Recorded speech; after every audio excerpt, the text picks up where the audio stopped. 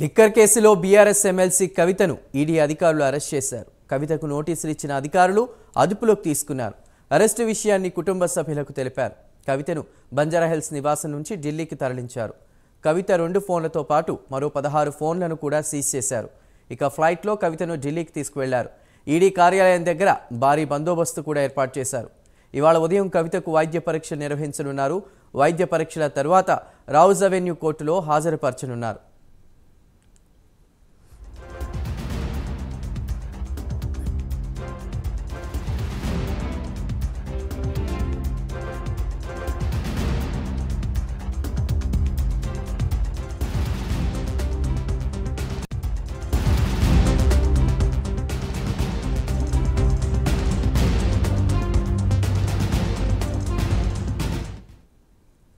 కవిత arrest సందర్భంగా high tension నెలకొంది. కవిత నివాసానికి కార్యకర్తలు భారీగా చేరుకున్నారు.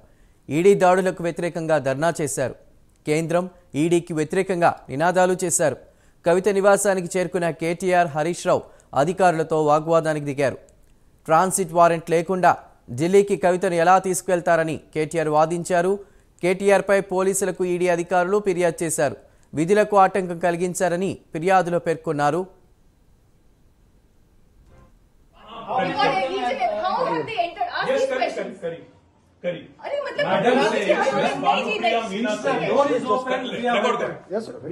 Madam Bhanupriya Meena says, search is over and arrest warrant is produced, and now she says, hold on, and now she says we can't come in. Family cannot come in, and she also says that she has no transit warrant, she cannot produce before a magistrate, but she wants to make a case. Listen, you have given an undertaking in Supreme Court, and now you're violating it. You're in serious trouble. You're in serious trouble. You have the legal remedy always available. I'm telling you, you have come here on a Friday. Just please record. How have they entered? Yes, correct. కవిత అరెస్టును BRS తీవ్రంగా ఖండించింది. కవిత అరెస్టుకు వ్యతిరేకంగా అన్ని నియోజకవర్గాల్లో నిరసనలకు పిలుపునిచ్చింది. కుట్రపూరితంగా కవితను అరెస్ట్ చేశారని హరీష్ రావు అన్నారు. కేసులు, అరెస్టులు తమకు కొత్త కాదన్న హరీష్ రావు రాజకీయంగా న్యాయపరంగా ఎదుర్కొంటామన్నారు. సుప్రీం అండర్టేకింగ్లో ఉండగా ఎలా అరెస్ట్ చేస్తారంటూ కూడా ప్రశ్నించారు. కవిత అరెస్టుపై సుప్రీంకోర్టులో పిటిషన్ వేస్తామన్నారు. ఈ అరెస్ట్ను తీవ్రంగా ఖండిస్తా ఉన్నాం.